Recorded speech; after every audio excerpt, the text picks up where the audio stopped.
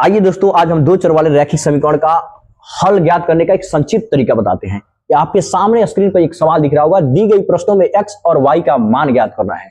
यहाँ पर है सवाल आपके सामने 3x + 2y बराबर -4 है और यहाँ पर 2x - 3y बराबर 19 दिया हुआ है। तो इनमें x और y का मान ज्ञात करने का आपको संक्षिप्त तरीका बताते हैं, ट्रिक बताते हैं। देखिए क्या करेंगे आप, x का मान निकालने के लिए आप यहाँ पर माइनस करिए और यहाँ पर कोष्ठ लगाइए।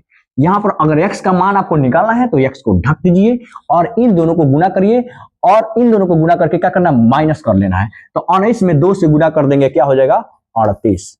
और इन दोनों को गुना करेंगे, -3 में -4 से गुना करेंगे, क्या हो जाएगा प्लस में 12, लेकिन घटाना है तो हो जाएगा माइनस में 12। बाटा करेंगे, इन दोनों को ढकेंगे, गुना कर लेंगे, -3 से 3 में गुना करेंगे, क्या हो जाएगा माइनस में 9 हो जाएगा। और इन दोनों को गुना करके घटाना है, 2 में 2 से गुना कर देंगे, कितना हो जाएगा 4 हो जाएगा, माइनस कर देंगे 4। अब देखिए क्या करेंगे, एक पहले से ही माइनस है और यहां पर घटाएंगे तो क्या हो जाएगा हमारा 38 में से 12 गया, कितना हो जाएगा तो हो जाएगा 26 और यहां पर हो जाएगा हम लोग का माइनस में 13। अब बताइए माइनस माइनस प्लस हो जाएगा और काट देंगे तो क्या हो जाएगा 2, यानी हमारा x का वैल्यू 2 आ गया। यहां पर देखिए अगर y का वैल्यू आपको निकालना है तो क्या करेंगे, y को ढक देंगे और क्या करेंगे 19 से गुना कर देंगे 3 में, 19 में 3 से गुना करेंगे, कितना होगा 19 या 57 हो जाएगा, माइनस कर देंगे।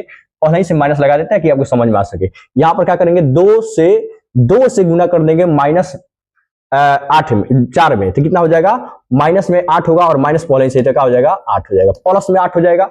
और यहां पर क्या करिएगा आप, तो x यहां पर y का वैल्यू निकालना था तो इन दोनों को गुना कर रहे थे और इन दोनों को गुना करके हटा दिए। अब देखिए अब क्या करना है कि सिर्फ इसके नीचे वाला संख्या को यहां पर आप रख दीजिए, -9 है और -4 है, क्लियर हुआ। अब क्या करेंगे हम लोग, यहां पर हो जाएगा 65 और ये हो जाएगा माइनस में 13, काट देंगे, क्या हो जाएगा माइनस में 5, यानी इसका मतलब है कि x का वैल्यू हमारा 2 आया और y का वैल्यू कितना हुआ तो माइनस में 5 आया। यही हमारा क्या हुआ, आंसर हुआ। आया समझ में। अब इसी के आधार पर आपको कुछ होमवर्क देते हैं, आप इसका हल बताइएगा और कमेंट में जवाब लिखिएगा। देखिए ये आपके सामने होमवर्क है, बनाकर दिखाइएगा।